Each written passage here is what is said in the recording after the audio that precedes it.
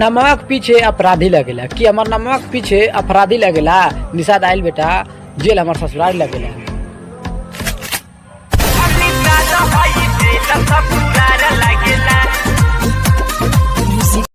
जा तले तो जोर पगली हमार दिल तोड़ के कि जा तले तो जोर पगली हमार दिल तोड़ के बड़ा पछताई निषाद जी के छोड़ी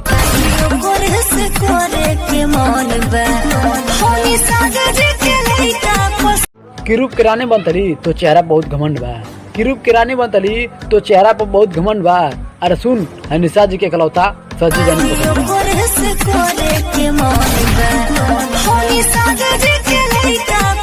दिल में ना सही दिमाग में बसाला कि दिल में ना सही दिमाग में बसाला। अहिरा गैरंग छोड़े जा निषाद के अपन बतार बना